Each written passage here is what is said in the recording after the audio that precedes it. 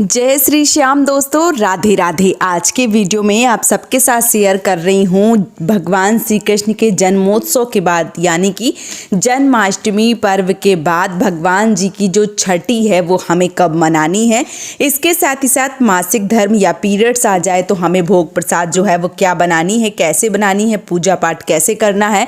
और क्योंकि दिन गुरुवार का पड़ रहा है तो बहुत सारी बहनों के प्रश्न आ रहे हैं कि दीदी जो गुरुवार है उस दिन हमें कढ़ी बनाना चाहिए या नहीं बनाना चाहिए, भगवान श्री कृष्ण का जो भोग है वो लगाना चाहिए या नहीं लगाना चाहिए।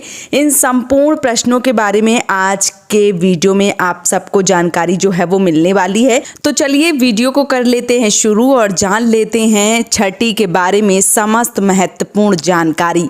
जैसे कि जन्माष्टमी का पर्व विशेष है, उसी प्रकार से भगवान श्री कृष्ण की छठी मनाना भी अनिवार्य है। विशेष रूप से जो छठी है वो मनाना सबसे ज़्यादा महत्वपूर्ण होता है, क्योंकि भगवान श्री कृष्ण का जिस प्रकार से जन्म हुआ उसके बाद छठी हो रही है। उस जैसे आपके घर में जो बच्चे होते हैं, जो बच्चे जन्म लेते हैं, उसके बाद उनकी छठी जो है वो मनाई जाती है, कहीं कहीं बरहों मनाया जाता है। तो यदि बच्चे का जो छठी है वो करना अनिवार्य होता है तो भगवान श्री कृष्ण का जो छठी है वो मनाना भी बहुत ज़्यादा ज़रूरी होता है। अभी 16 तारीख को 16 अगस्त को जो जन्माष्टमी का पर्व है वो मनाया गया है। ऐसे में 21 तारीख को दिन गुरुवार को जो छठी का प्रोग्राम है वो किया जा रहा है। अब बहुत सारे लोग कन्फ्यूजन में हैं कि जो छठी है वो हमें किस दिन मनानी चाहिए। तो देखिए, जो छठी होती है वो छठे दिन मनानी चाहिए जब बच्चे का जन्म होता है। उससे के छठे दिन यानी 16 तारीख को बच्चे का जन्म हुआ, यानी कि कान्हा जी का जन्म जो है वो 16 तारीख को हुआ है। तो 21 तारीख को जो छठी है वो पड़ रही है। तो 21 तारीख को आपको पूरी विधिवत रूप से छठी का प्रोग्राम जो है वो करना है। अब बहुत सारे लोगों के मन में ये प्रश्न आता है कि छठी में क्या क्या बनाएं। तो देखिए, सबसे जो महत्वपूर्ण चीज़ होती है वो होती है कढ़ी चावल, और लोगों के यहाँ रोटी पूड़ी, जो पकौड़े होते हैं वो, और माखन मिश्री, ये जो है वो बन के भोग लगता है। अगर ये सारा सामान आप नहीं बना सकती हैं तो माखन मिश्री कढ़ी चावल का भोग जो है वो लगा के विधिवत रूप से अब भगवान श्री कृष्ण का जो जन्म है वो जो छठी है वो मना सकती हैं। अब लोगों के मन में ये भी प्रश्न आता है कि सुबह करें या शाम को करें। तो देखिए, जब बच्चे का जन्म होता है तो जो छठी का प्रोग्राम होता है वो गोधूली बेला में शाम के समय प्रदोष काल में किया जाता है। उसी प्रकार से भगवान श्री कृष्ण की जो छठी का प्रोग्राम है वो आपको शाम को प्रदोष काल में करना चाहिए। लेकिन अभी क्या है, ज़माना बदल गया है। बहुत सारी ऐसी बहनें हैं, ऐसी माताएं हैं जो कामकाजी हैं, जो मान लीजिए शाम के समय प्रदोष काल में ऑफिस के समय ऑफिस में ही रहती हैं, लेट लपेट आती हैं। तो ऐसे में अगर आपको बहुत ज़्यादा दिक्कतें हैं, परेशानी है, तो ऐसे में आप सुबह भी पूजा पाठ जो है वो कर सकते हैं और जो छठी का प्रोग्राम है वो मना सकते हैं। तो सुबह आप विधिवत रूप से पूजा अर्चना कर लीजिए, जो भी आप कढ़ी चावल बना रहे हैं उससे पूजा पाठ कर लीजिए और भगवान श्री कृष्ण की जो मान लीजिए छठी है वो पूज दीजिए।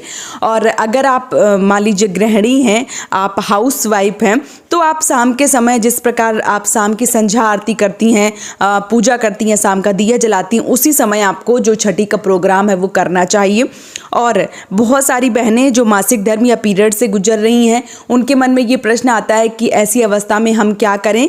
तो देखिए, अगर आप मान लीजिए कि आपका चौथा पांचवा छठा दिन है, आप पूरी तरीके से साफ स्वच्छ हो गई हैं, तो आप पूजा पाठ का सारा सामान बना के पूजा इत्यादि जो है वो कर सकती हैं। और यदि आपका पहला दूसरा तीसरा दिन है तो फिर आप जो पूजा पाठ का सामान है वो ना बनावें। अगर किसी की मदद मिल जाती है, कोई बना देता है तो अति उत्तम है। और घर में अगर बड़े बुजुर्ग हैं तो उनसे बनवा के भी पूजा करवा सकती हैं। अगर ऐसी अवस्था है कि आपके कोई पड़ोसी भी आपका साथ नहीं दे रहे हैं या आप कहीं परदेश में रह रही हैं, सिर्फ आप हैं और आपके हस्बैंड हैं, तो ऐसे में आप कोई भी मिठाई और माखन मिश्री का जो भोग है वो भगवान को चढ़वा के और जो छठी का पूजन है वो करवा सकती हैं। कोई भी मिठाई जो है वो चढ़वा दीजिए भगवान को और भगवान से प्रणाम कीजिए, बोलिए प्रभु ऐसी अवस्था है, नहीं बन सकता है। अगली वर्ष जब भी छठी आएगी और मेरी अच्छी अवस्था होगी तो मैं आपकी विधि विधान से पूजन अर्चन जो है वो करूंगी। तो इस प्रकार से भी जो छठी है वो पूज सकती हैं। देखिए, मान लीजिए कि जैसी अवस्था होती है उसी प्रकार से हमें काम जो है वो करना चाहिए। तो ऐसी अवस्था में आप इस प्रकार से पूजा पाठ जो है वो कर सकती हैं। इसके साथ ही साथ एक प्रश्न जो है वो और आता है कि जो छठी है और उस दिन गुरुवार का दिन पड़ रहा है, तो गुरुवार के दिन हमें कढ़ी बना के भगवान की पूजा पाठ करनी चाहिए या नहीं करनी चाहिए। तो देखिए, गुरुवार का जो दिन होता है वो बहुत ही उत्तम होता है, जो बृहस्पति देव हैं उनका दो होता है, और ऐसे में पीली चीज़ इस दिन खाने का, पीने का, मान लीजिए कि पहनने का विधान जो है वो बताया गया है। तो क्योंकि गुरुवार है, इस दिन कढ़ी बनाती हैं, भगवान को भोग लगाती हैं, तो बहुत अधिक जो लाभ है वो आपको मिलेगा, या यूँ कहूँ कि बहुत ही शुभ संयोग का निर्माण हो रहा है। बहुत ही शुभ समय है जब आप जो कढ़ी है वो बना के भगवान श्री कृष्ण को भोग लगाएंगे। और ऐसा शुभ समय जो है वो कभी कभी ही मिलता है कि गुरुवार का दिन, पीली चीज़, कढ़ी और भगवान श्री कृष्ण की छठी, ये सारी चीज़ें जो है वो बहुत ही अनोखी हो रही हैं, और ऐसा होना बहुत उत्तम है।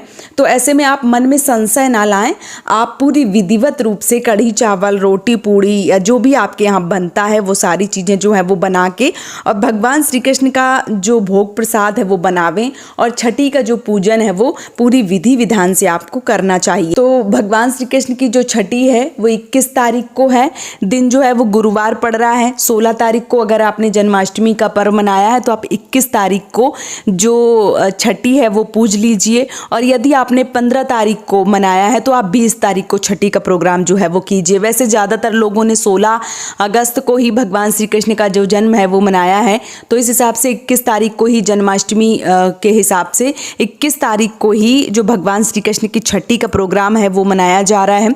तो आप सब लोग भी 21 तारीख को भगवान श्री कृष्ण के मनपसंद का भोग बनाइए, भोजन बनाइए, और पूरी विधिवत रूप से जो छठी का पूजन है वो कीजिए।